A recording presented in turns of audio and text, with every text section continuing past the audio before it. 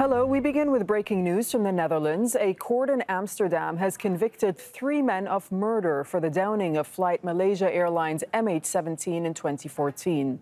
The passenger jet was flying from Amsterdam to Kuala Lumpur when it was shot down over eastern Ukraine. All 298 people on board were killed.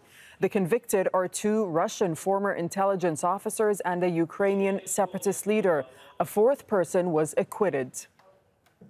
On the 17th of July 2014, the injured parties were suddenly faced with the death of one or more of their loved ones as a result of the MH17 crash. This is incredibly hard for the injured parties, that they must live with the ongoing uncertainty of what must have happened in the last moments of the aircraft, and to what extent their relatives and loved ones were aware of their fate. Let's talk to Step Vassen. She's joining us from Schiphol Airport in the Netherlands. So tell us more about how this verdict was reached. Well, the judge said he had no doubt, there was no doubt from the court that what the investigators and also the prosecutors have found, years of research and investigations, that a Buk missile was fired from a separatist area in eastern Ukraine and hit the MH17 plane, killing everyone on board. The defense had argued during the trial that there were different scenarios possible, but the judges decided there was only one scenario, and that's what happened. The 4 suspects on trial, one of them is now being found not guilty because his role in the transport of this Buk missile could not be proven, but the 3 others, according to the judge, were heavily involved. They were responsible for the logistics of transporting this Buk from Russia to eastern Ukraine. The judge said we have no evidence of who actually fired the Buk, but the fact that they brought it there, a lethal weapon, they accepted the consequences that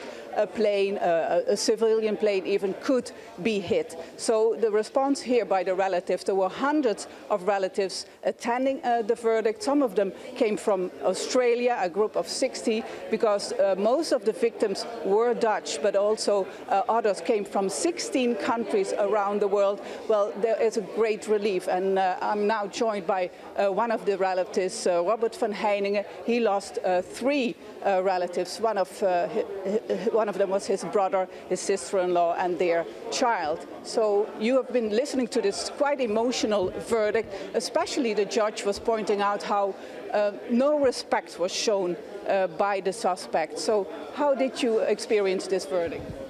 I'm very glad that the judges made this verdict, and I'm very glad that after 8 years, after 8 long years, finally judge decides that there was fake information involved and that what the public attorney stated is right. And I'm very glad dus that 3 of the 4 suspects are heavily punished for this. But the suspects are not here. They have not attended the trial. There's very little chance they will ever serve this life sentence. How does that make you feel? It doesn't change my feelings, because I knew from the start that the suspects, there's a very little chance that the suspects came after bars. But after. It's very important that the judges decided what has been done, that it's right. And it's very important for me that the judges pointed those subjects as really now convicted people. The judge also pointed out the great suffering this has caused to the relatives, because the plane was shut down, the bodies scattered over a field, they've been lying there for a long time. It must have been a really hard time for you. Yes, it's really hard time, and these memories come back. And we also had our relatives, our beloved, in parts brought back. We had several funerals about it, but it's very sad and very hard to reveal it, very hard and sad to hear it again. But on the other hand, I really appreciated as well that the judges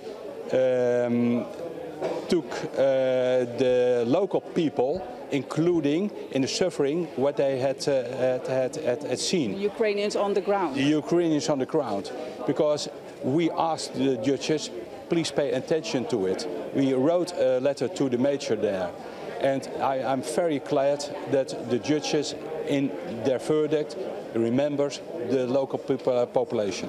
Do you now feel justice has served, and can you have some kind of closure? Yes, justice have served very well, but it's not closing time because an appeal is possible, and an appeal I think it will be. So it's not closing. Besides that, there are two other major points. The European, the business for the European Court and the ACTA. So it's not closed at all. No, so there will still be more court cases, as you say. One of them is in Strasbourg. Thank you so much for joining us here live on Al Jazeera. You're welcome. So yeah, we have to still hear from the lawyers of the suspects if they will appeal. But what we know is, of course, that the one suspect, he was represented by a lawyer, has now been found not guilty. So the three others that have been convicted have not been represented by lawyers. So we have to wait and see how that's going to develop and if there will be an appeal. Okay, thank you so much. Step Vassen reporting from Schiphol Airport. Thank you.